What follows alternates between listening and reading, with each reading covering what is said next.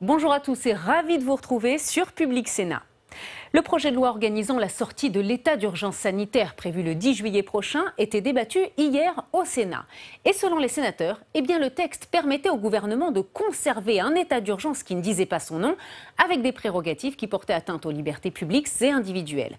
Les sénateurs ont donc modifié le projet de loi. Avant de le voter, je vous propose de regarder la séance. Mis en place le 23 mars, l'état d'urgence sanitaire avait méthodiquement organisé le placement en quarantaine de nos libertés individuelles, fondamentales et politiques. Face à la crise liée au Covid-19, nous avions accepté cet état de fait tout en dénonçant les possibles dérives d'un tel droit d'exception. Force est hélas de constater que nos craintes étaient fondées. Alors que le gouvernement s'apprête à mettre fin à l'état d'urgence sanitaire le 10 juillet, il estime également nécessaire de s'approprier certains de ces outils jusqu'au 30 octobre. Si cet article était adopté, en cas d'un risque nouveau de propagation du virus, le Premier ministre et le préfet se verraient notamment attribuer le droit de réguler la circulation des individus, d'aménager le fonctionnement des établissements recevant du public et surtout de réglementer la tenue des rassemblements.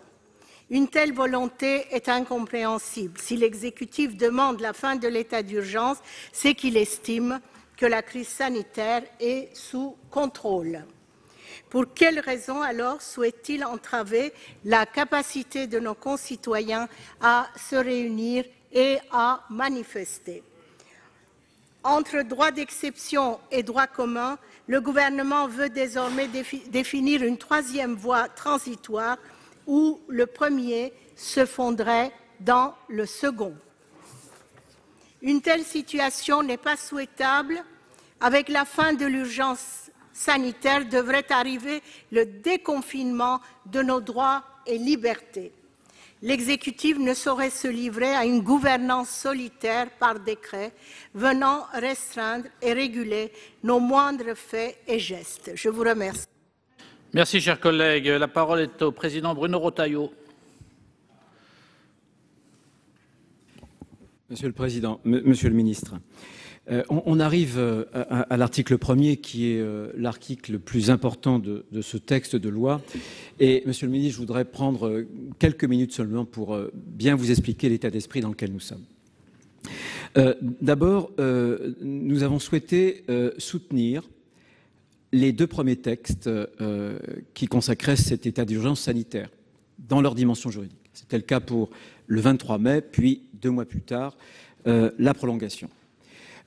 Nous n'avons pas ni négocié ni mesuré notre soutien au gouvernement dans la mesure où nous pensions, c'était notre ligne, que notre devoir au Sénat, au Parlement, était de donner au gouvernement, à l'exécutif, les moyens nécessaires d'assumer sa mission étant, en cas de crise sanitaire, évidemment, la protection des Français.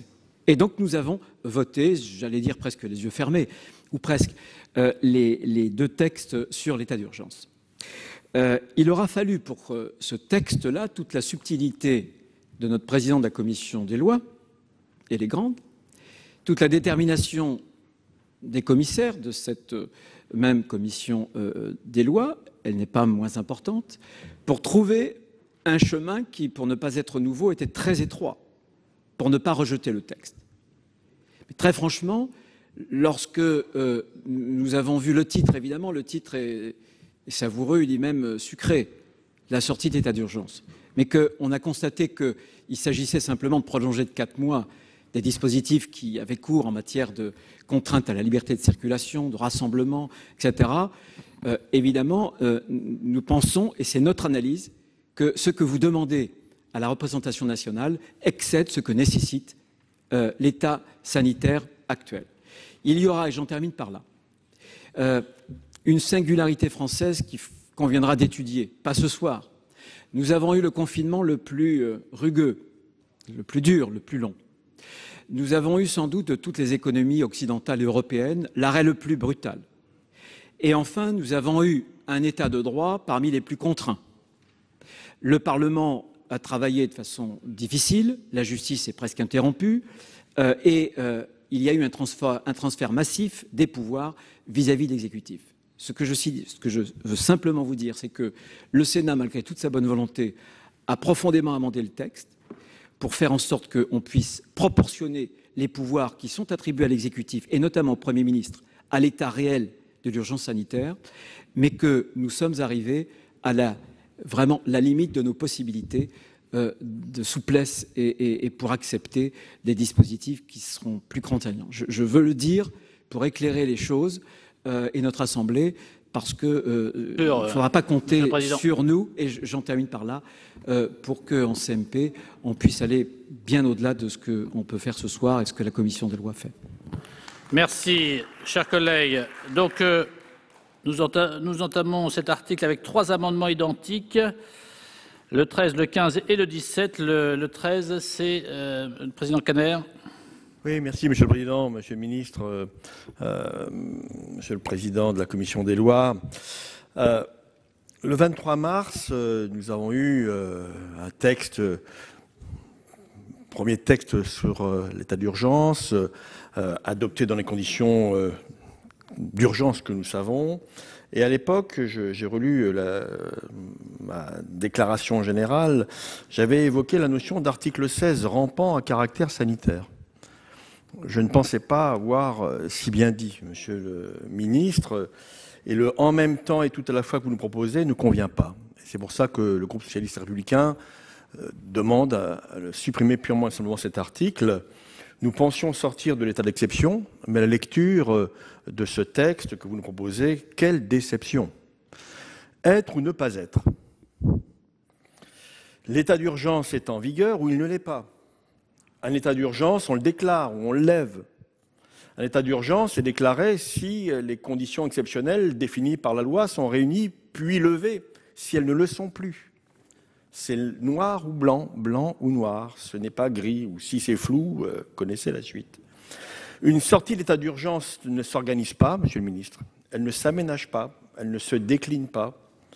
L'état d'urgence se lève dans sa totalité pour mettre fin à l'exception.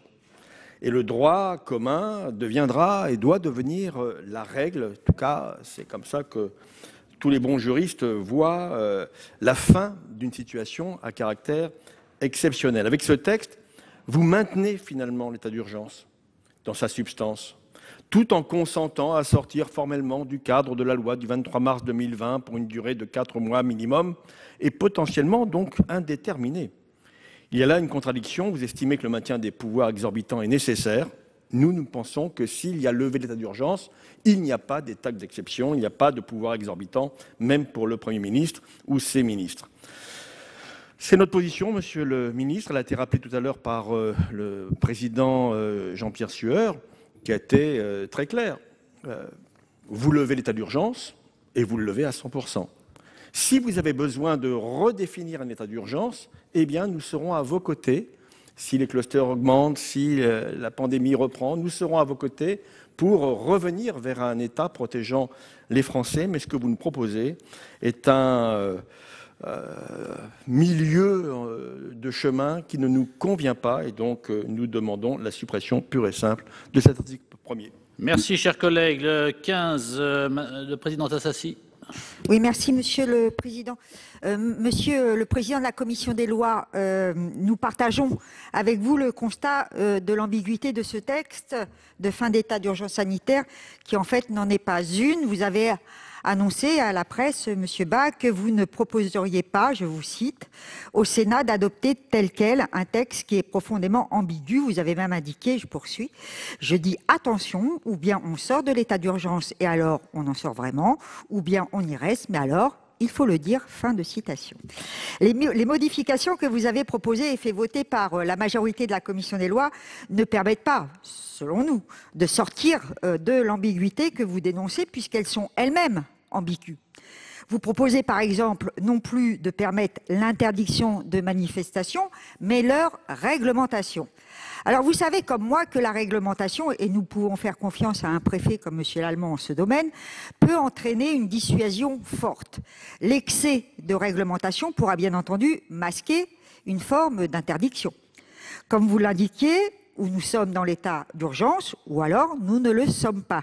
L'attitude claire, courageuse pour faire respecter les libertés publiques et les pouvoirs du Parlement est celle du rejet de ce texte et tout particulièrement de cet article 1er. Comment ne pas noter que la prolongation de mesures d'exception et le texte de la Commission s'inscrit malgré tout dans ce cadre jusqu'au 30 octobre, diminue encore par rapport à l'état d'urgence sanitaire classique ou d'exception le pouvoir d'intervention des parlementaires, députés et sénateurs. Enfin, j'y faisais allusion, nous constatons clairement les pouvoirs exorbitants confiés au préfet en matière de liberté publique, notamment avec les alinéas 7 à 9 de cet article. Et donc, pour toutes ces raisons, nous vous proposons, nous également, de supprimer cet article. Merci, chers collègues. Le 17, Monsieur Labbé. Oui, merci, Monsieur le Président, Monsieur le Ministre, mes chers collègues. Cet amendement propose, comme les précédents, de supprimer l'article 1er du projet de loi. En effet, cet article prolonge des mesures restrictives de liberté fondamentale et de droits mises en place dans le cadre de l'état d'urgence sanitaire et vient ainsi brouiller la frontière entre l'exception et le droit commun, avec les risques que cela comporte pour l'état de droit.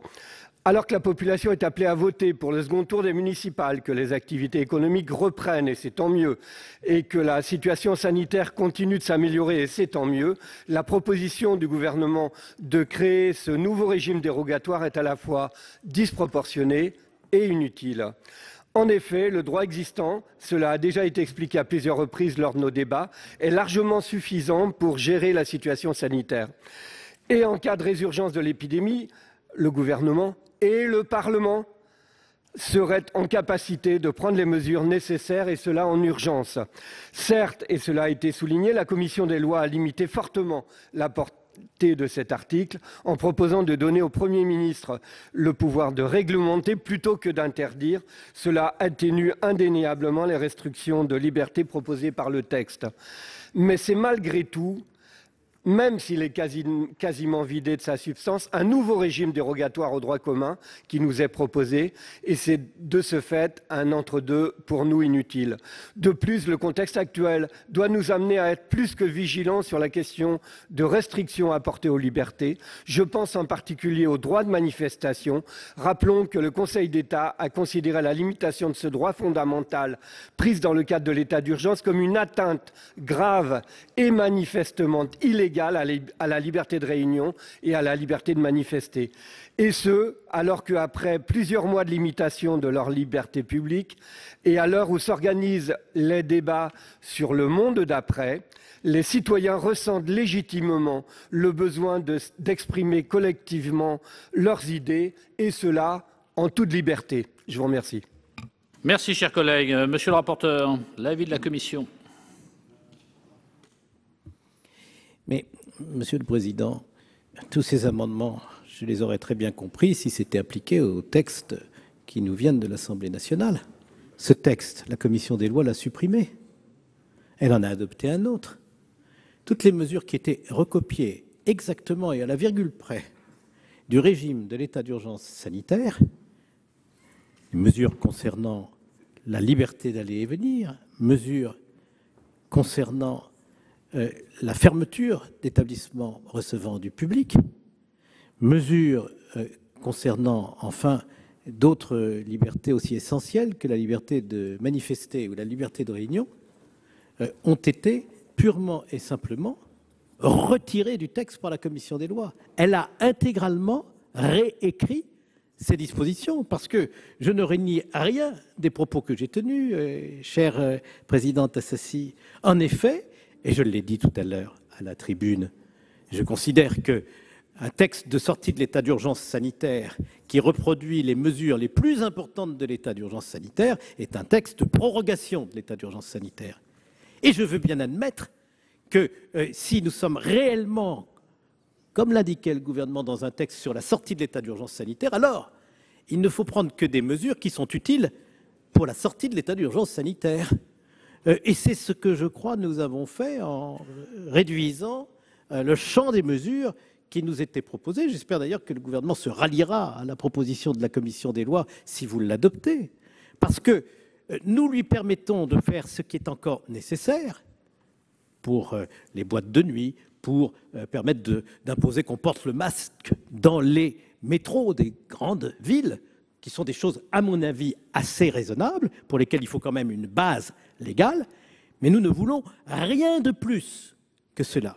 Alors, je ne veux pas vous demander de retirer vos amendements. Ils sont pour vous le moyen de marquer très clairement une position politique, mais moi j'essaye d'être pragmatique et d'apporter des réponses. Je crois que c'est notre rôle, à nous, sénateurs, de ne pas avoir une position qui soit exclusivement une position politique, mais de chercher des solutions qui n'exposent pas les libertés individuelles et les libertés publiques à des restrictions aussi vastes que celles de l'état d'urgence sanitaire, mais qui permettent tout de même, pendant une période qui est encore incertaine, d'appliquer dans l'intérêt général, dans l'intérêt de la santé publique, des précautions qui restent utiles. Et bien entendu, s'il fallait faire des mesures plus importantes, alors le gouvernement pourrait toujours recourir à l'état d'urgence sanitaire. Et donc, je crois que nous sommes sur la piste d'atterrissage et je vous convie à ce que nous nous réunissions sur cette solution qui me paraît pratique et très respectueuse des libertés, parce que, je le sais bien, et vous avez raison de le dire, c'est notre vocation, à nous, Sénat, d'affirmer dans la discussion parlementaire la préoccupation des libertés en même temps que celle de la santé. Merci, monsieur le rapporteur. Monsieur le ministre.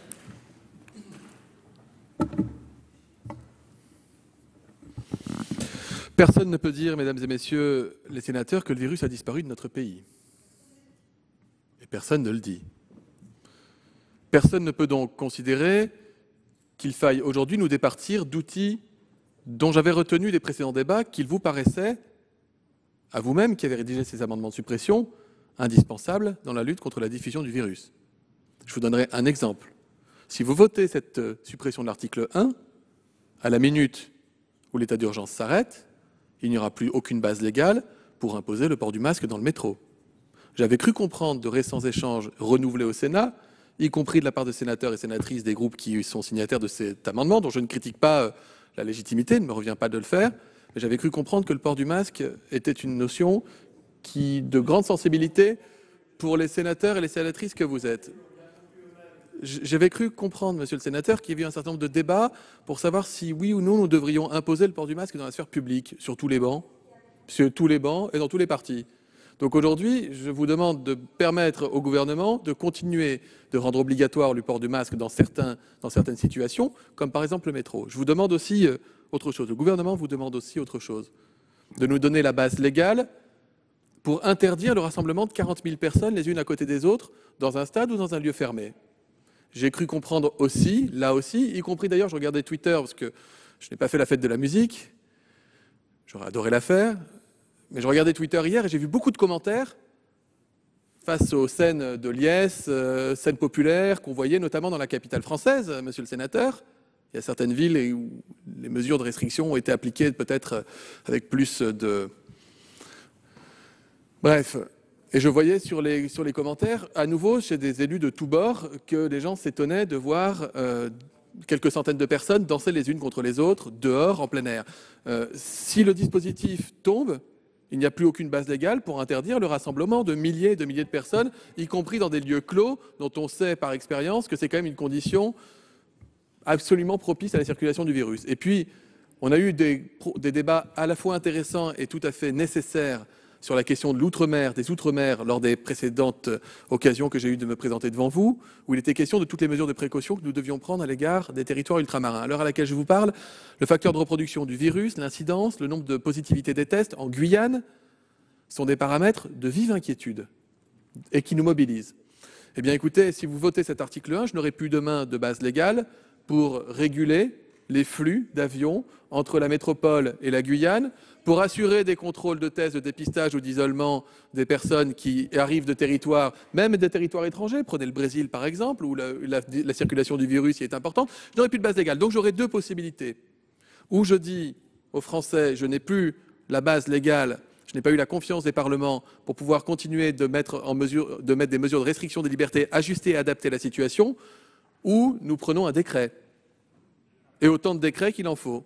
Moi, je suis un ancien parlementaire et je considère je considère que le respect des règles démocratiques nécessite d'en passer par le Parlement et de requérir la confiance du Parlement. Et la voie du décret, qui est une voie sans doute plus rapide, ce n'est pas la voie que le gouvernement a retenue. J'entends toutes les critiques et je m'en excuse au nom du gouvernement sur les délais contraints, Monsieur le Président, que vous avez eu une fois de plus pour examiner ce texte, sur les conditions de réunion du Parlement. Je le sais, croyez-moi, je passe plus qu'à mon tour un certain nombre d'heures de journée et parfois de nuit sur les bancs et de l'Assemblée et du Sénat, et je sais votre diligence et je sais votre implication et le sérieux du travail que vous réalisez. Et je ne crois pas au fond que nous soyons ici dans un débat partisan politique au sens du terme, parce que le virus n'a pas de parti, parce que les moyens de lutter contre lui n'ont pas de parti, et parce que j'ai toujours cru, moi, et je le crois toujours, que l'unité nationale, dans une période d'épidémie comme celle que nous traversons, est aussi un signal que nous envoyons aux Français de responsabilité collective. Bref, je donne un avis défavorable aux amendements de suppression de l'article 1, tout en soulignant les travaux qui ont été réalisés en commission. Un certain nombre d'entre eux sont peut-être susceptibles d'obtenir des situations d'accord en CMP. Je ne sais pas, je ne siège pas en CMP et il ne me revient pas de le dire, mais je salue le sérieux des travaux et l'esprit avec lequel la commission des lois a travaillé ce texte. Merci, Monsieur le Ministre. Madame Cohen, pour explication de vote. Monsieur le ministre, il ne nous a pas échappé qu'on examinait le texte de la commission des lois et pas le texte du gouvernement, mais ça ne nous empêche quand même pas d'apporter des critiques sur le texte du gouvernement. Et je suis désolée quand même, monsieur le ministre, mais quand vous parlez des masques et de l'obligation du port du masque, enfin quand même, y compris dans cet hémicycle-là, il y a eu un moment, alors certainement parce que c'était un moment de connaissance sur ce virus, où finalement, y compris vous n'étiez pas convaincu de la validité du port du masque. Donc je crois qu'il ne faut pas mélanger les genres. Vous êtes en train de parler de sujets qui ne sont pas les sujets dont on parle.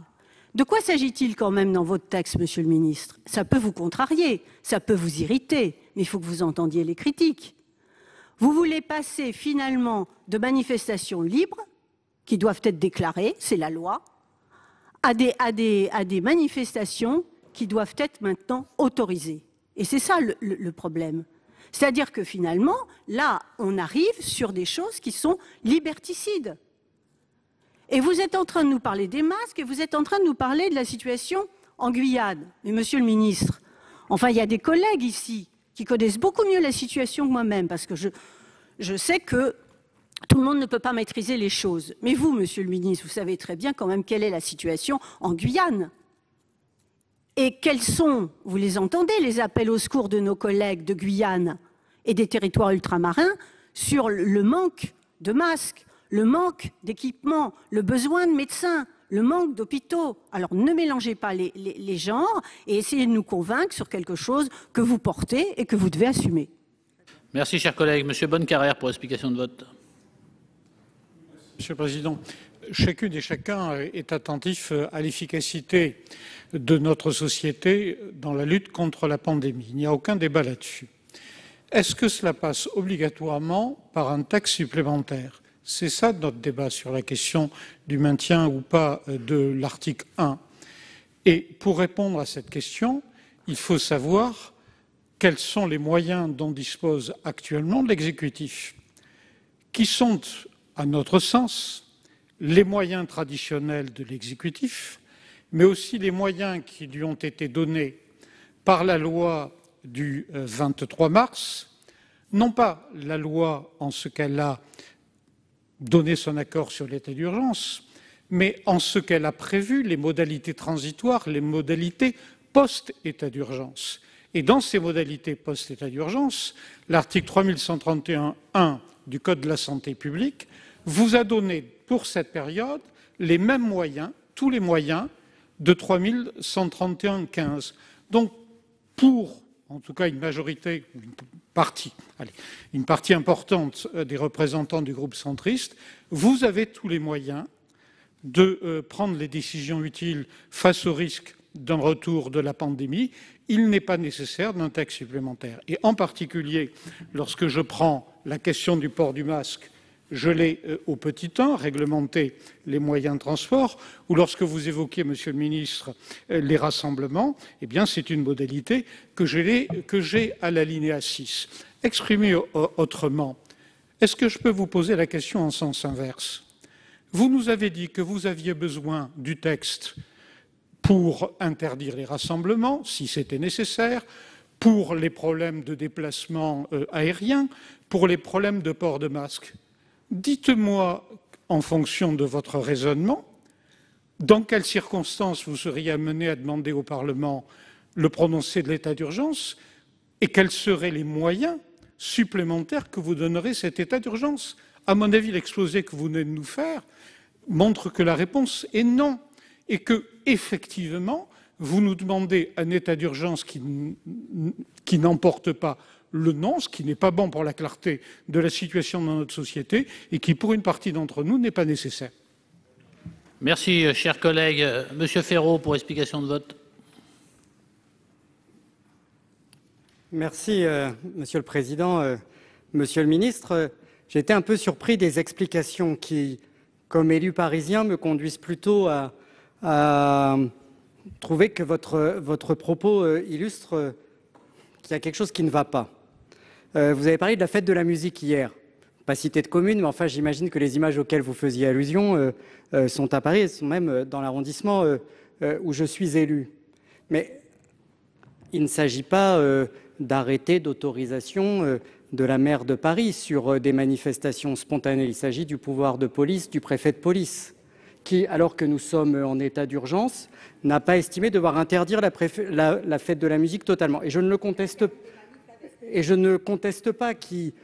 Voilà, les polices étaient par ailleurs présentes pour faire son travail ensuite. Mais c'est bien la preuve que nous sommes en état d'urgence et pourtant il y a eu des rassemblements spontanés qui ont pris trop d'ampleur dans la situation de crise sanitaire dans laquelle nous sommes. De même que lorsque, en Île-de-France, il s'est agi de l'ouverture des parcs et jardins aux périodes d'état d'urgence, là, vous n'avez pas fait confiance aux élus locaux et vous les avez obligés à fermer pendant une période qui s'est avérée beaucoup trop longue de la vie générale. Donc je pense que le prolongement des mesures inscrites dans l'état d'urgence dans une loi qui le prolonge ne sont pas adaptées aux situations que nous connaissons et nous l'avons bien vu notamment à Paris, en Île-de-France, c'est particulièrement vrai en milieu urbain dense par rapport aux enjeux auxquels nous avons à faire face. Merci, chers collègues. Donc, je vais mettre aux voix ces trois amendements. J'ai été saisi d'une demande de scrutin public par la commission des lois sur les amendements 13, 15 et 17. Je vous rappelle que l'avis de la commission est défavorable, celui du gouvernement aussi. Il va être procédé au scrutin public dans les conditions fixées par l'article 56 du règlement. Le scrutin est ouvert. Nombre de votants 319, suffrages exprimés 315, pour 100, contre 215. Le Sénat n'a pas adopté. Nous poursuivons avec deux amendements identiques. Le 18, Madame Benbassa.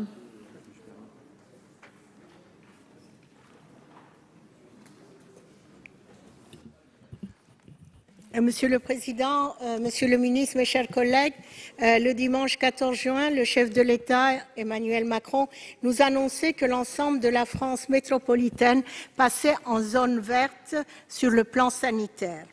Nous accueillons avec soulagement mais prudence cette nouvelle qui laissait présager un prochain retour à la normale. Dans ces conditions, il semble légitime que l'état d'urgence sanitaire institué par la loi du 23 mars 2020 prenne fin. Nous tenons donc à pointer du doigt l'incohérence du gouvernement qui souhaite ici créer un droit hybride entre le droit commun et le droit d'exception en vigueur pendant l'épidémie. Monsieur le ministre, si vous estimez que la pandémie est suffisamment sous contrôle pour que nous puissions nous passer de l'état d'urgence sanitaire, agissez en conséquence. Que des réglementations soient conservées un temps, notamment en matière de port du masque ou de respect des gestes barrières dans les transports en commun, nous l'entendons parfaitement. Ces précautions nous semblent parfaitement raisonnables. Mais il nous paraît excessif de conférer ces prérogatives au Premier ministre. Une telle mesure, attentatoire à l'article 13 de la Déclaration des droits de l'homme et du citoyen sur la liberté de circulation, est disproportionnée à l'heure où l'exécutif souhaite assurer une transition vers la fin de l'état d'urgence sanitaire. Ainsi, le présent amendement demande-t-il la suppression de l'alinéa 2 de l'article 1. Le virus est toujours présent, mais latent. Nous sommes donc favorables à ce que des précautions soient de mise, mais sans disproportion. Je vous remercie. Merci. Monsieur le ministre, l'amendement 23 en discussion commune. C'est un amendement du gouvernement qui vise à préciser la portée des notions retenues au premier alinéa de l'article 1 à l'issue des travaux de la commission des lois.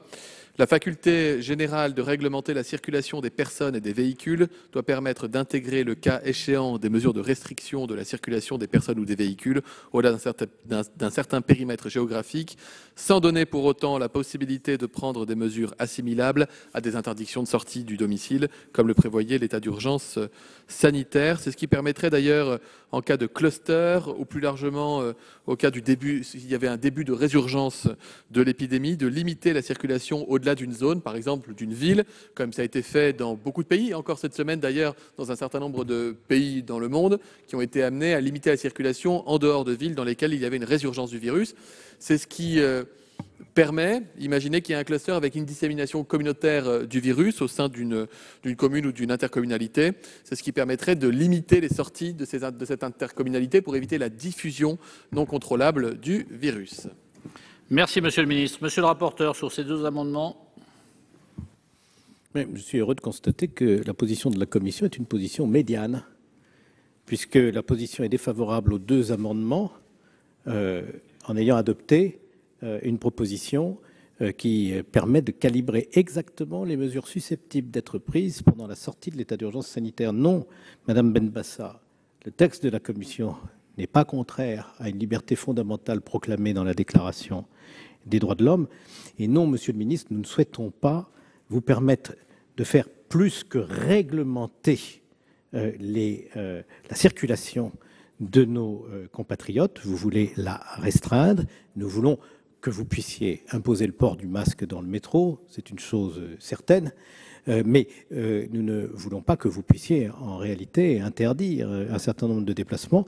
Si vous deviez le faire, vous pourrez toujours prendre un décret pour déclarer l'état d'urgence sanitaire, même si vous n'en utilisez pas toutes les potentialités. Donc, avis défavorable aux deux amendements. Merci, monsieur le ministre. Sur le 18. Je peux comprendre, Monsieur le Président, les restrictions que vous voulez mettre. Et si nous devions prendre un décret pour déclarer l'état d'urgence sanitaire dans tout le pays, dès lors qu'il y aurait un cluster dont nous aurions peur que la chaîne de contamination nous échappe, parce que nous ne serions plus dans la possibilité de limiter la circulation au-delà d'une zone géographique des personnes contaminées, vous savez, ce n'est pas le virus qui circule, ce sont les gens. Et les gens qui circulent, contaminés, la plupart du temps sans le savoir d'ailleurs, et ils sont pour rien, mais ils circulent. Ils circulent. Et c'est comme ça. C'est comme ça que l'épidémie est partie. Il y a eu des foyers épidémiques. On ne savait pas qu'il y avait des foyers épidémiques, parce que, par définition, ça ne frappe pas à la porte, et donc des gens sont contaminés en grande quantité, et les gens qui sont partis, et les gens qui ont quitté des zones et qui ont commencé à bouger. Mais il y a des moments où il peut y avoir la résurgence de cas épidémiques en grand nombre, ce qu'on appelle les clusters, et on a la possibilité de le savoir, et donc d'être en capacité d'anticiper. Je vous ressors le même exemple, contamine Montjoie en Haute-Savoie. Limitation de circulation, fermeture d'école, contact tracing, hospitalisation, isolement des gens. Et on a évité de prendre la balle, si je puis dire, en Haute-Savoie, 3 semaines ou 1 mois plus tôt que le départ d'épidémie. Enfin, on n'a pas utilisé, je ne sais pas si vous avez vu que dans les 4 mois qui viennent de s'écouler, nous aurions pris des mesures de limitation de circulation des gens qui seraient abusives, disproportionnées et qui cibleraient un endroit ou des gens en particulier. Quel serait le sens de cela? Quel serait le sens de cela? Pourquoi vouloir retirer au gouvernement la possibilité de limiter temporairement la circulation en dehors d'une zone d'activité virale du virus? Quel usage considérez-vous que nous pourrions avoir de cette limitation en dehors de la protection des personnes dans le cadre d'une épidémie avec des mesures urgentes à prendre? Moi, j'ai beau creuser, même en étant... je me mets à la place de gens qui m'aimeraient vraiment pas et qui considéraient qu'on serait vraiment... Je n'arrive pas à concevoir. Donc, et on est sur une mesure temporaire. Je n'arrive pas à le concevoir. Donc voilà, forcément un avis défavorable sur l'amendement numéro 18, mais un avis appuyé sur l'amendement 23, tout en respectant encore une fois les travaux faits par la Commission du Sénat. J'essaye de vous amener, parce que c'est aussi pour ça que vous avez souhaité que je sois là ce soir, pour pouvoir amener de façon la plus pratique possible les situations de vie que j'ai rencontrées au cours des 4 derniers mois et des décisions que j'ai été amené à prendre dans l'urgence pour la protection des personnes. Si vous décidez que cet usage a été abusif et que vous souhaitez faire en sorte que la France ne soit plus capable et que ses représentants ne soient plus capables de prendre cette décision, encore une fois, je suis ici devant le Parlement. C'est bien parce que j'accepte le débat démocratique. Je vous dis juste les conséquences d'un certain nombre de choses qui peuvent être adoptées par crainte, encore une fois, que j'ai du mal à estimer ou imager, mais encore une fois, chacun est libre, mais les conséquences potentielles sur notre arsenal pour lutter contre la diffusion du virus. Si, monsieur le rapporteur, président. Oui, je vous remercie, monsieur le ministre. Il est en effet heureux que vous soyez là pour pouvoir avoir un débat approfondi sur toutes ces questions. Vous dites que vous ne pouvez pas concevoir ce qui pourrait être une alternative à la limitation de la liberté de circulation des personnes quand il y a un cluster. Et pourtant, vous avez vous-même mis en œuvre une politique qui n'a pas pu être mise en œuvre au mois de mars, parce qu'elle demandait des préparatifs, une organisation, la disponibilité de matériel, la disponibilité de tests de dépistage. Et vous savez que maintenant, quand des cas se déclarent, obligatoirement les plateformes qui ont été mises en place à l'assurance maladie permettent de remonter les filières de contamination, d'identifier les personnes atteintes, de les mettre en quatorzaine, de faire en sorte que, indépendamment de la question de leur autorisation de circulation ou non, ce qui va être efficace dans la lutte contre la propagation du virus, à une certaine échelle sans doute, ce seront des mesures alternatives aux restrictions majeures des libertés publiques que vous avez, avec notre accord, fait supporter au pays, faute de mieux, parce que nous n'avions pas de meilleurs moyens disponibles. Est-ce que nous avions les tests de dépistage? Est-ce que nous avions les masques? Est-ce que nous avions le système d'information que nous vous avons autorisé à mettre en place dans la loi du 11 mai? Non, nous n'avions rien de tout ça. Maintenant, nous l'avons. Et nous gardons aussi la possibilité, si un territoire connaît des contaminations importantes, d'isoler ce territoire en établissant dans ce territoire l'état d'urgence sanitaire. C'est d'ailleurs ce que nous allons faire pour la Guyane et pour Mayotte. Donc vous avez toute une panoplie, tout un arsenal qui ne vous laisse pas les mains nues face à des contaminations locales. Je crois que cette maîtrise des contagions, vous pouvez l'assurer par d'autres moyens que des restrictions majeures aux libertés publiques, parce que la liberté d'aller et venir, c'est très important. Étant entendu que, naturellement, quelqu'un qui va accepter de se mettre en quatorzaine pour pas contaminer son milieu de travail, et dont l'employeur dira d'ailleurs « je ne veux pas vous voir », sur les lieux de travail tant que vous n'êtes pas rétabli, eh bien, ça sera ça le moyen efficace de prévenir la contagion. Donc, moi, je crois qu'on peut concevoir une autre politique que celle que nous avons été condamnés à accepter, faute de mieux, depuis la date du confinement généralisé des Français, et qu'il ne faut surtout pas se mettre dans l'idée que la première décision à prendre quand il y aura des contaminations quelque part, c'est la restriction aux libertés. Merci, monsieur le ministre. Monsieur le Président Bas, ce ne serait en aucun cas la première décision, puisque je serais dans ce cas-là amené à la prendre 50 fois par jour depuis le déconfinement. Il ne nous aura pas échappé qu'il y a des clusters qui sont diagnostiqués tous les jours. Heureusement, nous en maîtrisons les chaînes de contamination. Et il ne nous aura pas échappé que nous n'avons pas déclaré d'interdiction ou mis en place d'interdiction de circulation. Donc nous sommes parfaitement au courant de cela.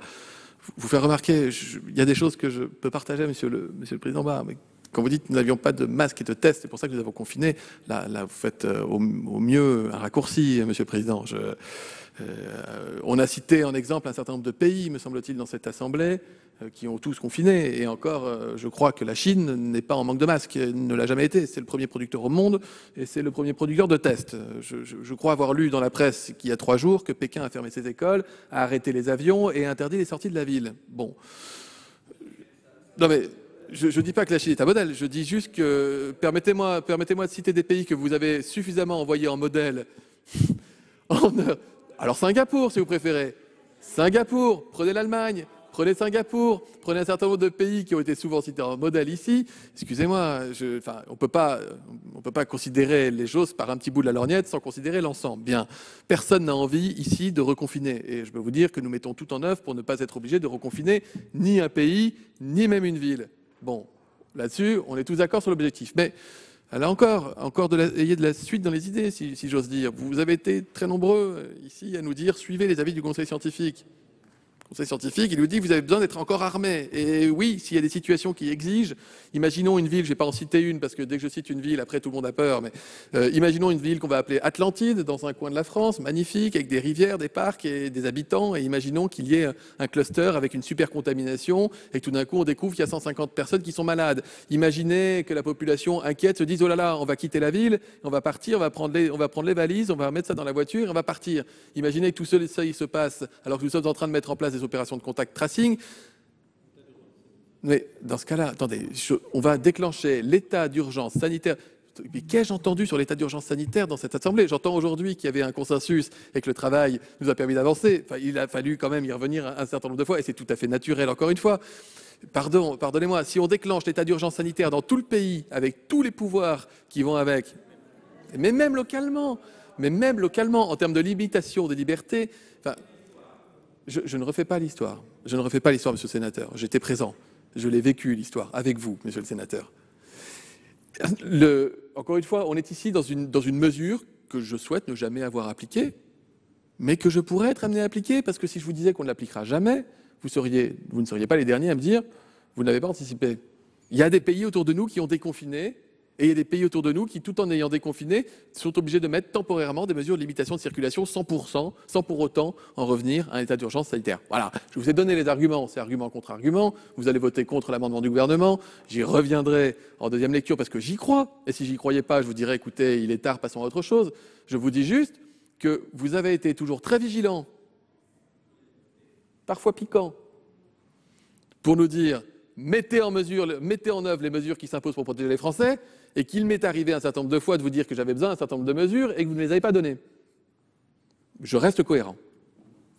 Merci, monsieur le ministre. Donc, monsieur le président, je vous redonne la parole, mais si ça peut être juste un petit peu court. Monsieur le président, vous savez qu'avec beaucoup de déférence, je suis toujours vos conseils et que vous avez à charge de nous faire accoucher d'un texte, j'espère, ce soir, avant de se coucher. Et néanmoins, c'est le débat. Et je veux juste dire deux choses. D'abord, il y a un grand pays moderne, celui qui a les meilleurs résultats dans la lutte contre le Covid-19, qui s'appelle la Corée du Sud, et la Corée du Sud a maîtrisé l'épidémie sans confinement. Je ne veux pas dire que ce soit notre modèle, chacun sa culture.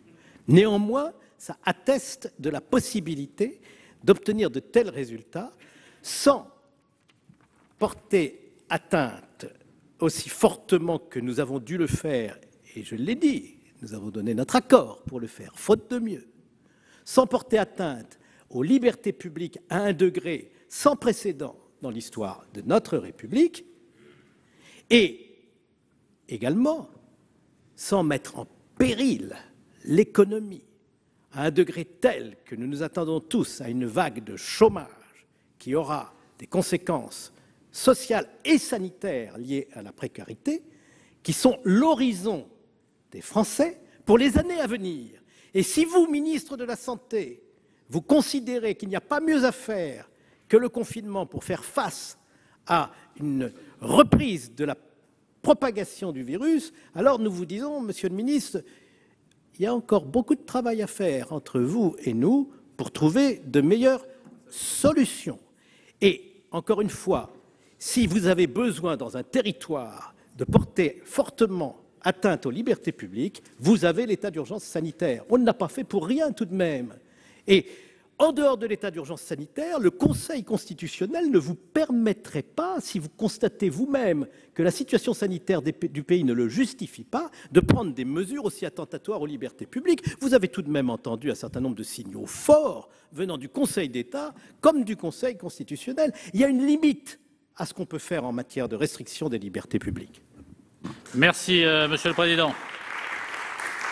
Donc, mes chers collègues, je mets aux voix l'amendement 18 avec un double avis défavorable, commission, gouvernement. Qui est pour? Qui est contre?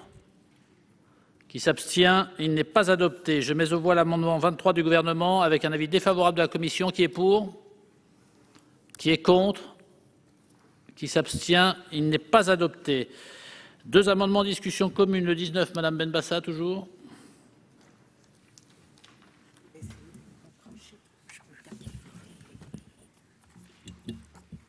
Monsieur le Président, Monsieur le Ministre, mes chers collègues, le présent alinéa 3 confie au Premier ministre la capacité de réglementer le fonctionnement des établissements pouvant recevoir du public. Ce pouvoir lui serait attribué à la fin de l'état d'urgence sanitaire, soit le 10 juillet et jusqu'au 30 octobre, en cas de rebond du nombre de contaminations liées au coronavirus.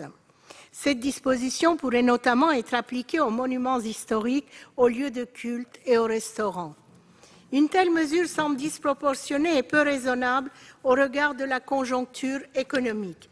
Les secteurs du tourisme et de la restauration ont été durement impactés par la crise liée au Covid-19. Leurs pertes s'élèvent aujourd'hui à plusieurs milliards d'euros. Il est donc vital que ces pans de l'économie puissent reprendre une activité normale dans les plus brefs délais. S'il est acceptable par précaution que des réglementations soient maintenues quelque temps, notamment en matière de respect des gestes barrières, il semble excessif de confier ces prérogatives au Premier ministre à l'heure où le gouvernement estime qu'il est temps de mettre un terme à l'état d'urgence sanitaire. Nous appelons l'exécutif à faire preuve de cohérence. Si la situation sanitaire est propice à ce que l'état d'exception prenne fin, elle l'est également pour que les mesures qui y ont trait cessent de s'appliquer. Ainsi est-il proposé par le présent amendement de supprimer l'alinéa 3 de l'article 1 du présent projet de loi. Je vous remercie. Merci. En discussion commune, le 24, Monsieur le Ministre.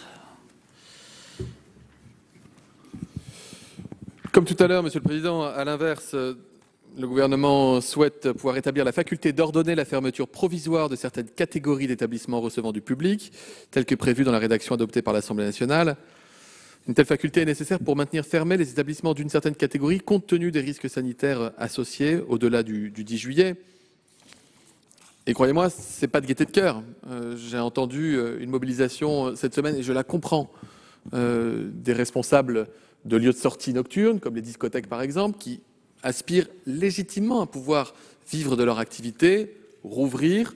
On sait aussi l'aspiration des Français à pouvoir aller danser, etc. Toute la difficulté, mais Madame Benbassa, on peut considérer qu'il n'y a plus de danger, qu'il n'y a plus de situation à risque, et qu'en fait tout est formidable. On peut aussi considérer qu'en fait il y a des mesures qu'on prend absolument pas de gaieté de cœur, même de façon crève-cœur, et que nous prenons parce que nous considérons que le risque inhérent à une autre décision que celle-ci serait beaucoup trop lourd pour les Français. Et que, pour le coup, je vais interpeller Monsieur le Président Bas, mais l'exemple que vous avez cité de la Corée, d'abord redire, mais vous le savez, que nous n'aspirons absolument pas au confinement et que rien dans ce texte ne nous permet de confiner en aucune façon le pays. En aucune façon, et c'est justement la grande distinction entre ce texte et l'état d'urgence sanitaire, que nous ne pouvons plus confiner avec l'adoption de ce texte. Nous ne voulons plus confiner, nous ne confinons pas, nous ne voulons pas. Bien. Je le redis et je le redirai. L'exemple de la Corée du Sud. La Corée du Sud, une personne dans des lieux de sortie nocturne, a contaminé plusieurs dizaines d'autres personnes qui ont contaminé d'autres personnes, et ça a fait repartir une épidémie qui était parfaitement maîtrisée par la Corée. Il y a des situations qui sont plus à risque que d'autres. Et croyez-moi, encore une fois, il n'y voyait aucune volonté d'empêcher les gens de danser. Moi-même, j'aime beaucoup, surtout quand l'été vient, pouvoir aller danser. Mais c'est important. C'est important. C'est important de pouvoir le faire, c'est important de pouvoir conserver des mesures. Et en même temps, accompagner évidemment les personnes qui s'occupent des discothèques pour leur permettre de se reconvertir en bar, de mettre en place un certain nombre de dispositifs de spectacle, etc. Parce qu'il ne faut pas que... Et puis les soutenir financièrement. Il est hors de question de laisser les gens sur le côté du chemin. Voilà, donc cet amendement que je défends, il est important parce qu'il nous permet de fermer a priori des lieux, même si l'épidémie s'est relâchée, parce que... Pour répondre aussi, et pardon, je suis un petit peu long, mais pour répondre aussi à ce que disait le président Orba tout à l'heure, sur le fait qu'on peut déclencher un état d'urgence sanitaire, pour déclencher un état d'urgence sanitaire, il faut qu'il y ait une situation de catastrophe sanitaire. Je dis la vérité. Bien. Une catastrophe sanitaire. Une contamination de 40 personnes dans une commune n'est pas une catastrophe sanitaire. N'est pas une catastrophe sanitaire. Par contre, si on attend pour qu'on ait une catastrophe sanitaire pour pouvoir déclencher l'état d'urgence, on est sûr d'y aller. On est sûr d'y aller. Donc, encore une fois, mieux vaut prévenir que guérir. C'est une vieille doctrine en médecine, mais qui fonctionne plutôt bien. Merci. Monsieur le rapporteur, l'avis de la commission sur ces deux amendements. Il est défavorable pour des raisons de principe qui sont les mêmes que celles que j'ai développées tout à l'heure pour les deux amendements. Merci. Monsieur le ministre, sur le 19, défavorable ? Bien sûr. Donc, je mets aux voix l'amendement 19 avec un double avis défavorable commission-gouvernement. Qui est pour ? Qui est contre? Qui s'abstient? Il n'est pas adopté. Je mets aux voix le 24 du gouvernement avec un avis défavorable de la commission. Qui est pour? Qui est contre? Qui s'abstient? Il n'est pas adopté. 4 amendements en discussion commune. Le 25, monsieur le ministre.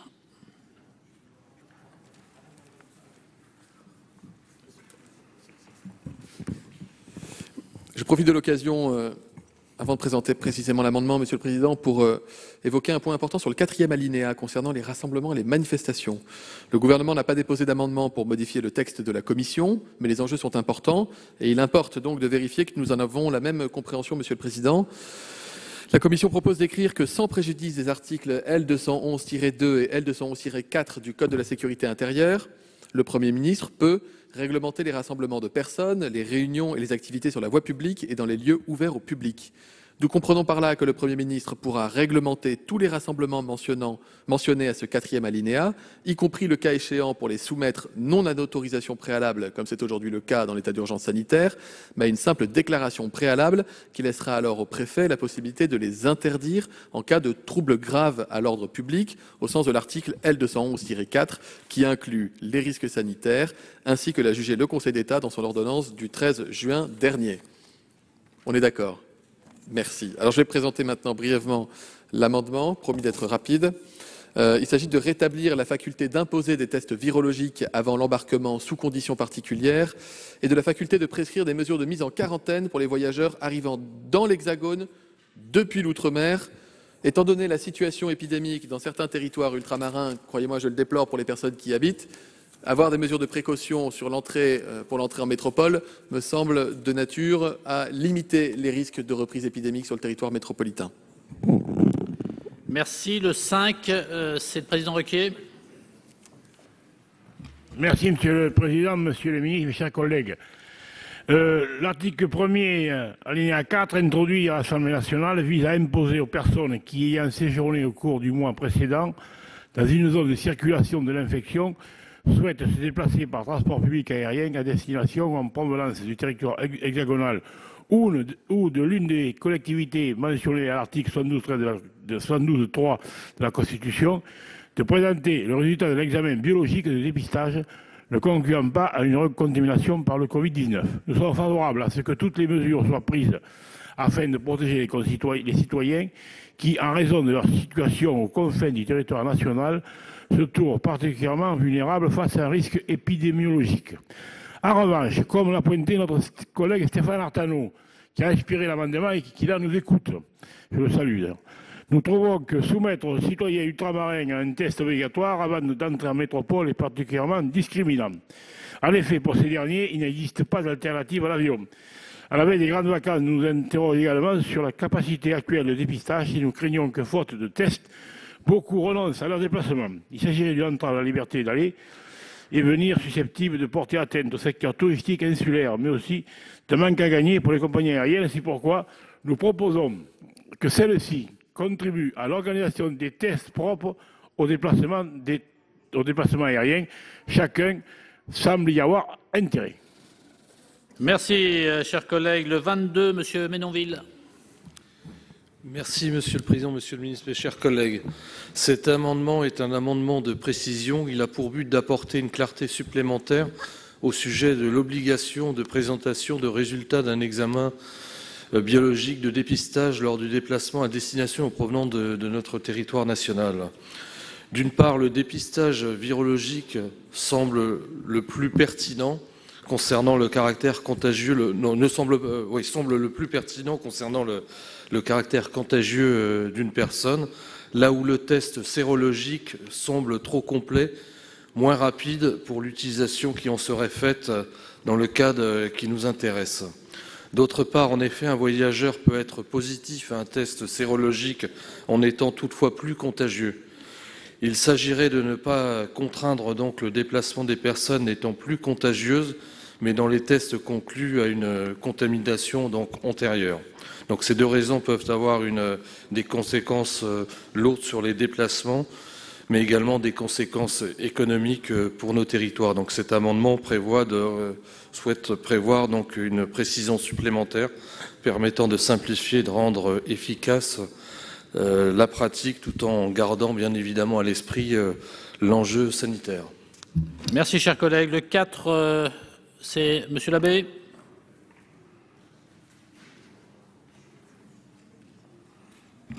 Monsieur le Président, Monsieur le Ministre, chers collègues, cet amendement est également un amendement de notre collègue Stéphane Artano, sénateur de Saint-Pierre-et-Miquelon.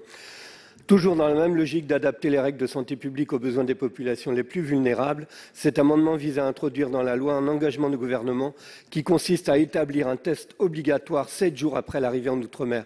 C'est un dispositif demandé par les résidents d'Outre-mer afin d'établir un filtre sanitaire. Il vise à remplacer la mesure de quatorzaine par une septaine. Cette contrainte paraît nécessaire pour les populations ultramarines et aussi sensible que le test imposé avant de prendre l'avion. En réalité, le passager de la compagnie aérienne s'engagerait à faire ces 2 tests au moment de la réservation. Les informations apportées à l'Assemblée nationale concernant ce deuxième test ne leur paraissent pas suffisantes. Il ne s'agirait en effet que de simples recommandations des préfets. Pourquoi ne pas inscrire ce deuxième test dans la loi comme le premier? Je vous remercie. Merci, Monsieur le rapporteur. L'avis de la Commission. Monsieur le Président, sur l'amendement numéro 25 du gouvernement, je dois vous dire que notre texte, celui de la Commission, prévoit déjà des mesures et que celles-ci nous paraissaient suffisantes parce que l'idée qu'on peut imposer sans distinction entre les collectivités une mesure générale d'obligation de présenter le résultat d'un examen de biologie médicale avant de se déplacer en avion à destination ou en provenance du territoire métropolitain ou d'une collectivité d'outre-mer est quand même une rédaction qui est beaucoup trop large.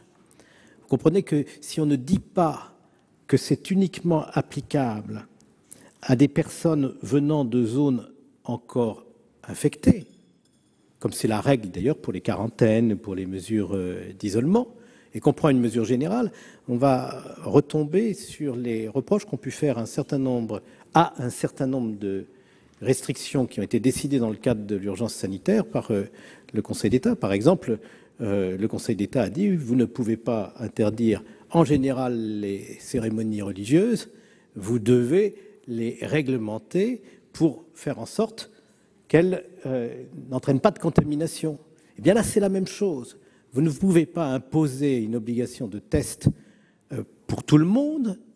Quand on voyage entre la métropole et l'outre-mer, vous devez tenir compte des zones encore infectées.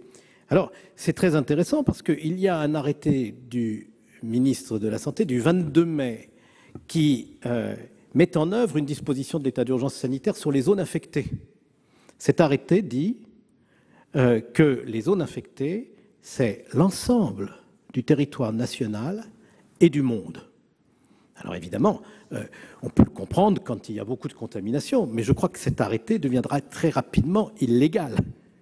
Parce que quand on vous demande par la loi de déterminer zones, vous ne pouvez pas dire que c'est tout le territoire et le monde entier. Il faudra déterminer les zones qui sont des zones dangereuses. Donc l'avis est défavorable, étant entendu que notre texte vous permet déjà d'appliquer les mesures là où c'est nécessaire. Et par ailleurs, comme c'est le cas pour la Guyane ou Mayotte, vous pourrez, pour les régions d'outre-mer où il y a une situation d'urgence sanitaire, interdire évidemment les déplacements. Donc la sécurité sera assurée. Nous sommes défavorables à l'amendement 5 rectifié bis de M. Artano, parce qu'il met à la charge des compagnies aériennes le soin de faire respecter l'obligation de procéder à des tests de dépistage. Il me semble que c'est la responsabilité de l'État et non pas des compagnies aériennes. Monsieur Menonville, dans son amendement numéro 22, pose une question à laquelle, monsieur le ministre, je ne suis pas capable de répondre. Et votre réponse, je la ferai mienne.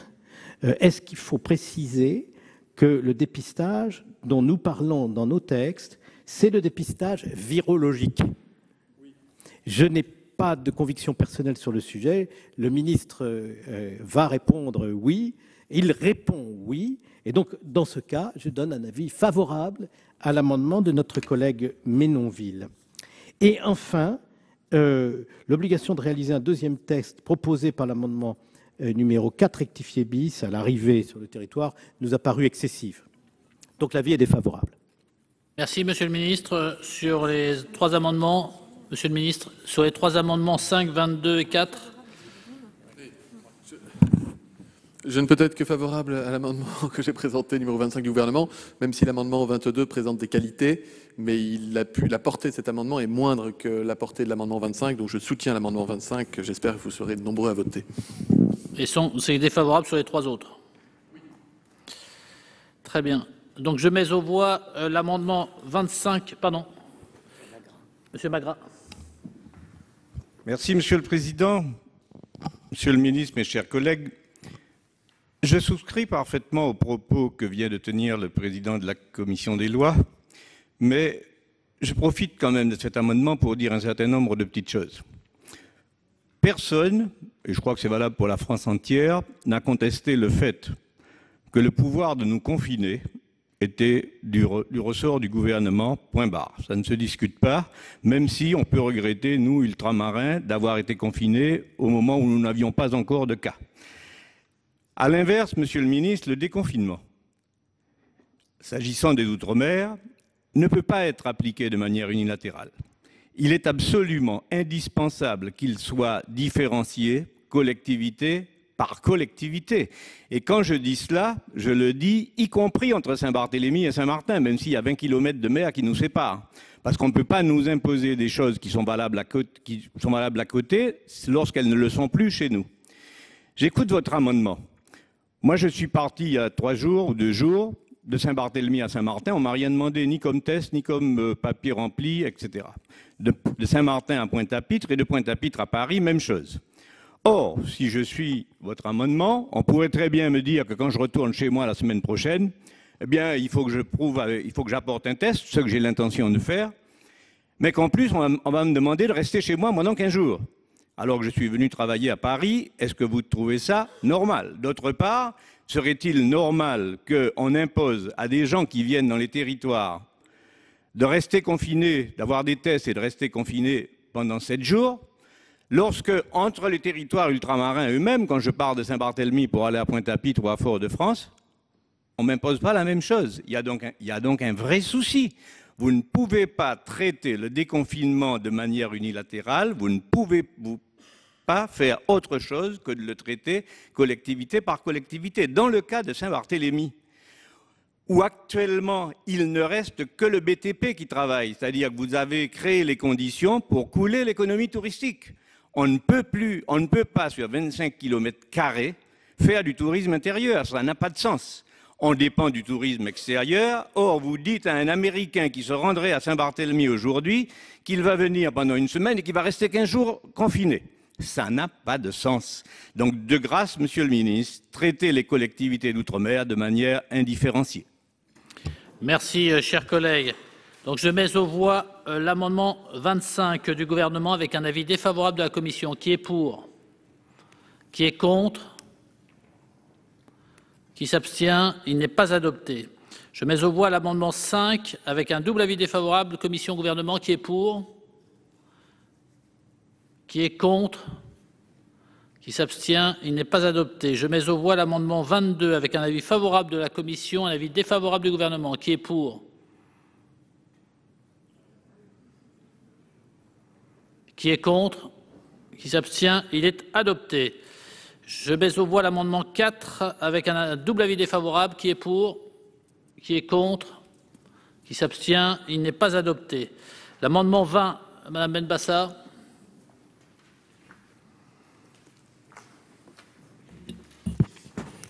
Monsieur le Président, Monsieur le Ministre, mes chers collègues, l'alinéa 12 prévoit que le Parlement est informé sans délai des mesures prises par le gouvernement dans le cadre de la mise en application de l'article 1er du présent projet de loi.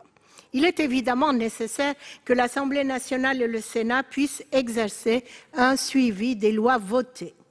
Nous tenons cependant à dénoncer par cet amendement d'appel l'attitude du gouvernement à l'encontre du pouvoir législatif. Cet alinéa est en effet particulièrement révélateur du rôle que l'exécutif souhaite confier au Parlement dans le cadre de la sortie progressive de l'état d'urgence sanitaire.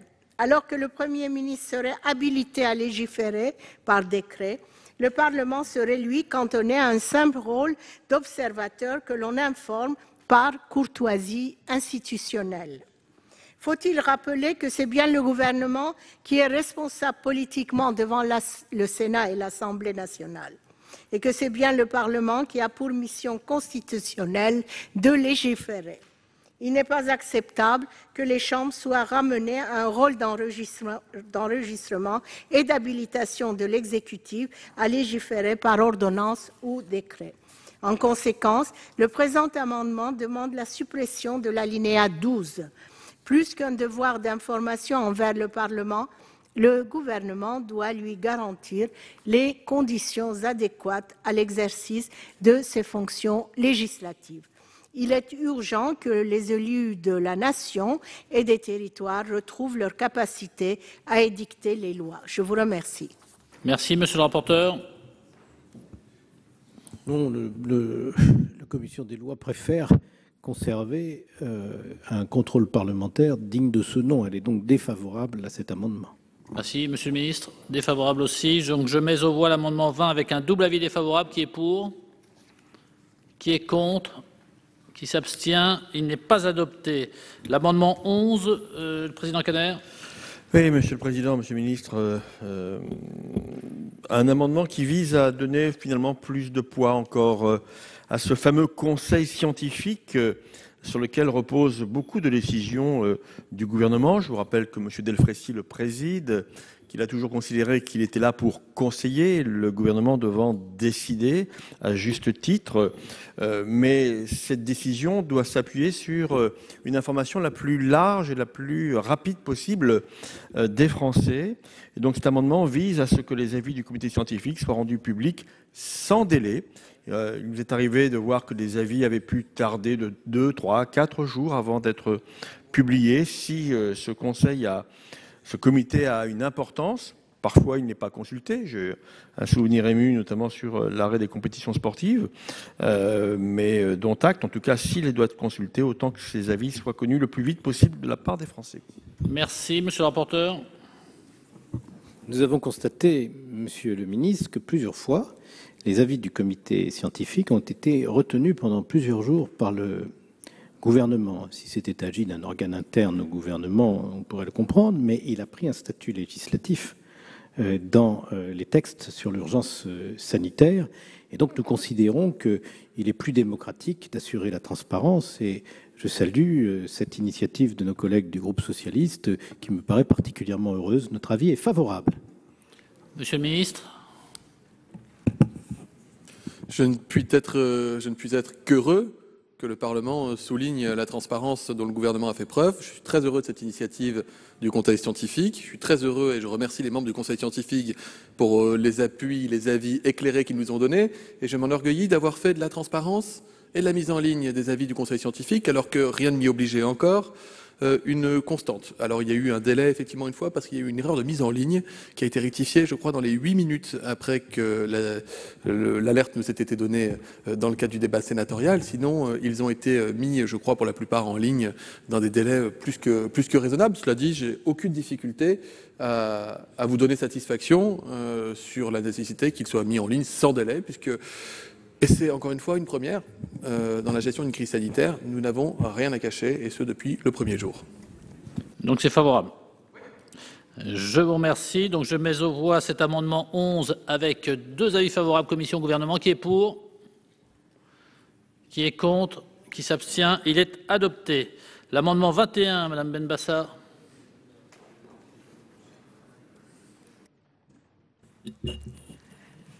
Monsieur le Président, Monsieur le Ministre, mes chers collègues, par les lois du 23 mars et du 11 mai 2020, le législateur a institué un certain nombre de dispositions pénales et répressives. Ces mesures visaient à garantir la sécurité de nos concitoyens pendant la crise sanitaire en sanctionnant le non-respect des règles édictées en vue de contrer la pandémie, notamment sur le confinement ou sur l'application du port du masque et des gestes barrières dans les transports en commun et les lieux publics. Il est aujourd'hui proposé, par l'alinéa 15 de l'article 1, de permettre au Premier ministre d'avoir recours à ces dispositions après le 10 juillet et la sortie de l'état d'urgence sanitaire, si une augmentation du nombre de cas de Covid-19 était à déplorer. Les auteurs du présent amendement dénoncent la banalisation à laquelle s'adonne l'exécutif concernant ces mesures coercitives et répressives. Ces sanctions pénales ont été introduites dans notre législation en raison de la crise sanitaire. De telles mesures ne sauraient être utilisées en dehors du cadre dans lequel elles ont été édictées. Présentes à l'article L. 3136-1 du Code de la santé publique, ces dispositions pénales n'ont pas vocation à voir leur champ d'application élargi.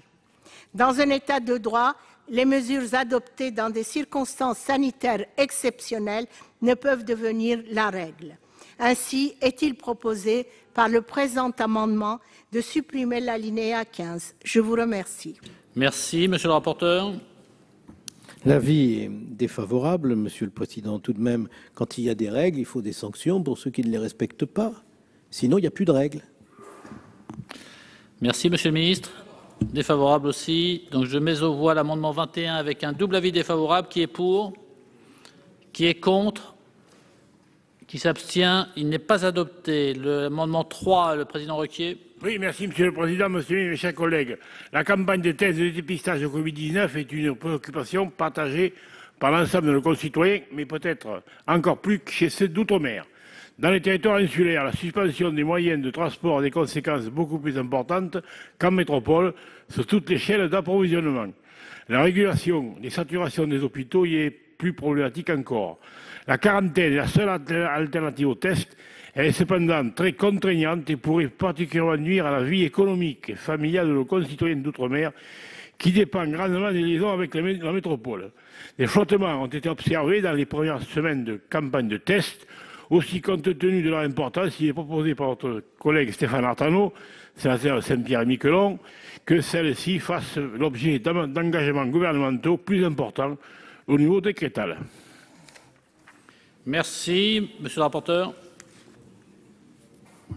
Cher Président Requier, je ne crois pas aux vertus d'un décret pour suppléer le manque de moyens et les défauts d'organisation. Et je crois que le mérite de cet amendement est quand même de poser le problème de la manière la plus claire, mais la solution qu'il apporte ne réglera pas ce problème. Aussi, je vais demander au ministre ce qu'il compte entreprendre pour régler cette difficulté. Il va nous le dire et peut-être qu'il sera suffisamment convaincant, cher Président Requier, pour que vous retiriez votre amendement. Merci, Monsieur le Ministre. Sur l'amendement 3.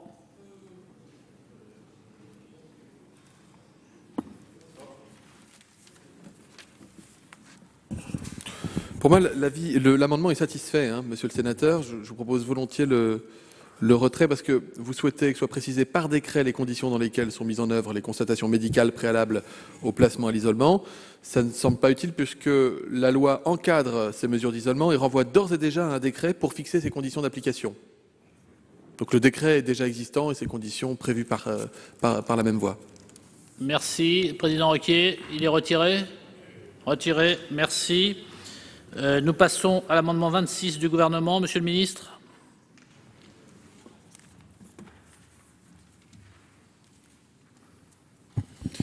J'ose retenter un amendement gouvernemental. Quelque chose me dit que celui-ci peut passer. Il s'agit de donner la compétence au préfet de police pour l'application des dispositions pour l'Île-de-France. Ça fait écho à certains débats, parce que le préfet de police exerce à Paris et sur les emprises des 3 aéroports parisiens les attributions du représentant de l'État en matière de menaces sanitaires et d'état d'urgence sanitaire. Merci, monsieur le ministre. Monsieur le rapporteur. Vous avez convaincu la commission, monsieur le ministre. Donc, avis favorable. Donc, je mets aux voix l'amendement 26 du gouvernement avec un avis favorable de la commission. Qui est pour ? Qui est contre? Qui s'abstient? Il est adopté. Je mets aux voix l'article 1er. Qui est pour l'article 1er? Qui est contre? Qui s'abstient? Il est adopté. Un article additionnel après cet article 14, c'est Madame Artigalas. Pardon. Oui, donc cet amendement, je le défends pour ma collègue sénatrice de Martinique, Catherine Conconne. Les régions d'outre-mer ont diversement été touchées par l'épidémie de Covid-19.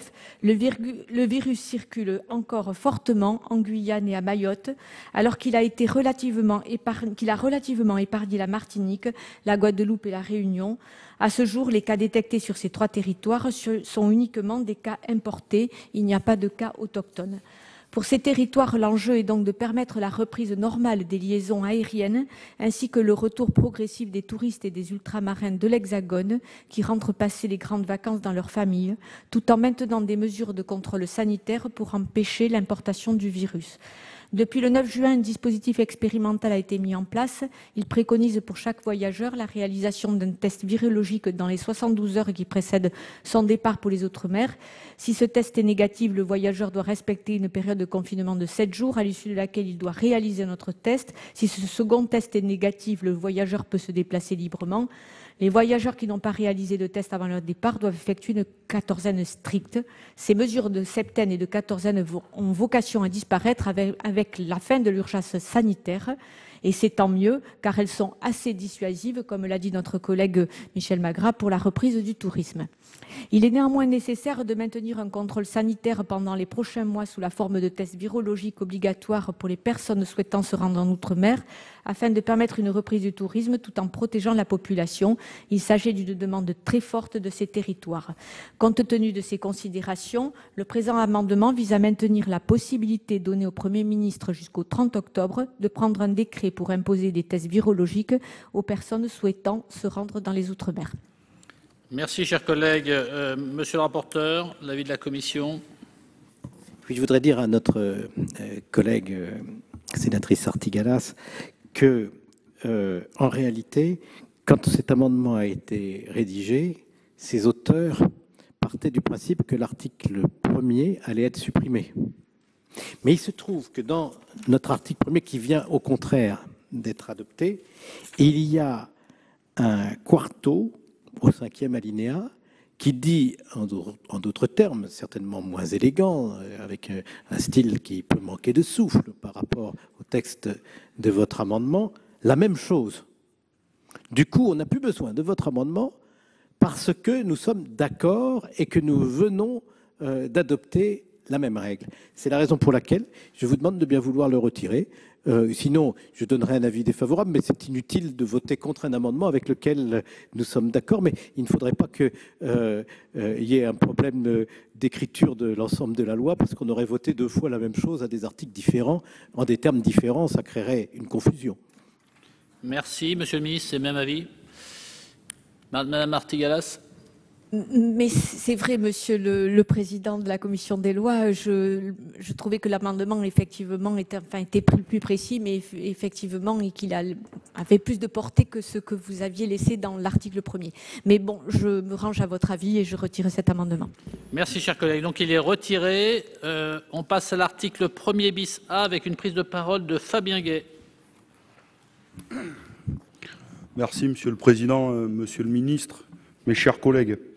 Cette loi organisant la sortie de l'état d'urgence sanitaire achemine doucement la société vers un retour à la normale, en sortant des règles d'exception, sauf dans un domaine, le droit du travail. En effet, à l'occasion de la loi établissant l'état d'urgence du 23 mars dernier, vous aviez fait adopter un catalogue de mesures régressives pour les salariés au prétexte de l'épidémie de Covid-19. Ainsi, vous avez autorisé les employeurs d'imposer unilatéralement des jours de congé aux salariés et aux fonctionnaires, autorisé les entreprises dites relevant de secteurs particulièrement nécessaires à la sécurité de la nation ou à la continuité de la vie économique et sociale, et dont nous n'avons jamais vu la liste, à déroger au temps de travail maximal, au repos hebdomadaire et au repos dominical. Depuis 3 mois, les entreprises peuvent pleinement profiter du dérèglement du travail et exploiter toujours plus et sans compensation les travailleuses et les travailleurs. Pourquoi le projet de loi organisant la sortie de l'état d'urgence sanitaire ne prévoit-il pas de retour à la normale pour les droits des salariés? Pourquoi doit-on attendre fin décembre pour établir le repos dominical et la liberté des jours de repos? Hier, vous nous disiez que les dispositifs mis en place par le gouvernement étaient justifiés par l'urgence de la pandémie et de l'impossibilité pour les entreprises de travailler normalement. Aujourd'hui, vous nous dites que c'est la reprise économique qui semble justifier de remettre en cause les règles essentielles de santé et de sécurité au travail. Demain, les risques d'une seconde ou d'une troisième vague du Covid-19 justifieront le maintien de ces dispositifs dérogatoires temporaires. Ainsi, le gouvernement transformera les dispositifs exceptionnels en dispositifs permanents, en outrepassant largement les droits des salariés. Pour l'ensemble de ces raisons, nous demandons que la sortie de l'état d'urgence sanitaire concerne aussi les dérogations du droit du travail. Je vous remercie. Merci, chers collègues. Nous passons à l'amendement 29 du gouvernement, Monsieur le Ministre.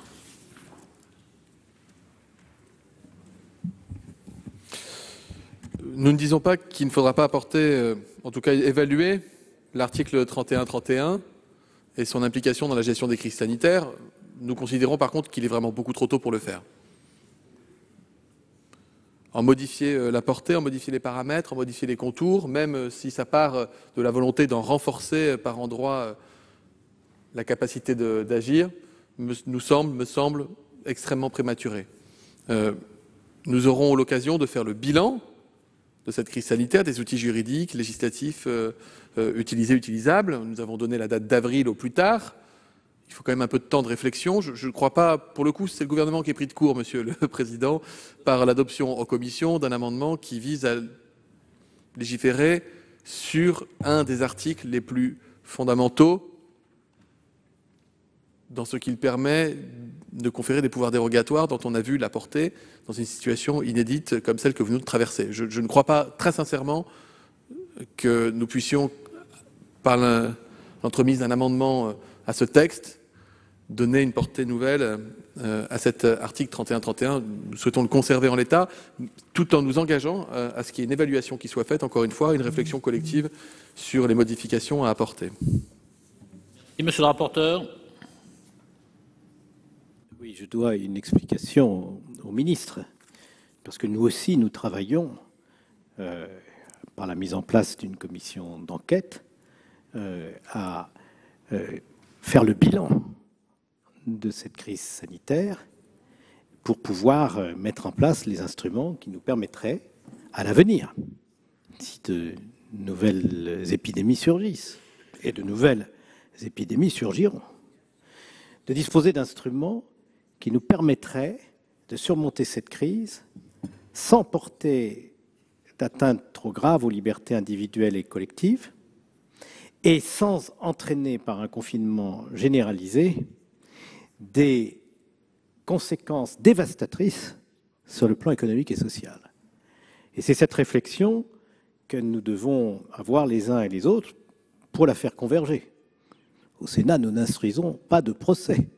Nous avons été constructifs pour donner au gouvernement les moyens d'action dont il estimait avoir besoin et traverser cette crise. Alors, pourquoi ne pas attendre, Monsieur le ministre? C'est ça la question que vous nous posez, au fond. Eh bien, pour une raison très simple. Si nous avions adopté votre article 1er, reprenant textuellement 3 dispositions essentielles de l'état d'urgence sanitaire, vous auriez eu des moyens que nous pensions être excessifs, mais qui auraient été beaucoup plus importants que ceux que nous vous donnons par l'article 1er que nous venons d'adopter. Et il nous a donc paru nécessaire de ne pas baisser la garde et de permettre au gouvernement, dans cette période de sortie de l'état d'urgence sanitaire, et pas dans un an, d'utiliser un instrument juridique qui s'est révélé, de l'aveu même du gouvernement, comme du point de vue du Conseil d'État, d'une très grande fragilité. Parce que cet article du Code de la santé publique, que la France entière connaît par cœur aujourd'hui, tant il a été cité, l'article L3131-1, il donne au ministre de la Santé, en réalité, les pleins pouvoirs.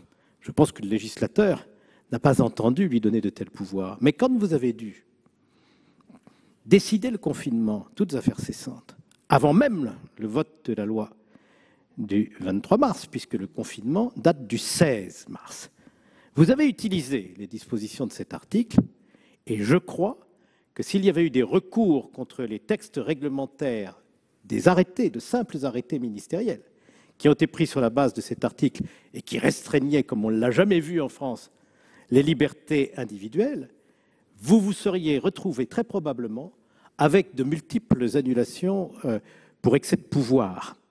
Et du coup, nous nous sommes dit, si le gouvernement sort de l'état d'urgence sanitaire, mais que néanmoins, compte tenu de la persistance, même localement, de l'épidémie, il devait prendre un certain nombre de mesures, cet instrument, à la lumière de l'expérience, s'est révélé insuffisant et par conséquent, il faut le modifier maintenant, ce qui ne nous interdit pas, nous-mêmes, Sénat, dans notre commission d'enquête, de proposer d'autres dispositions dans quelques mois.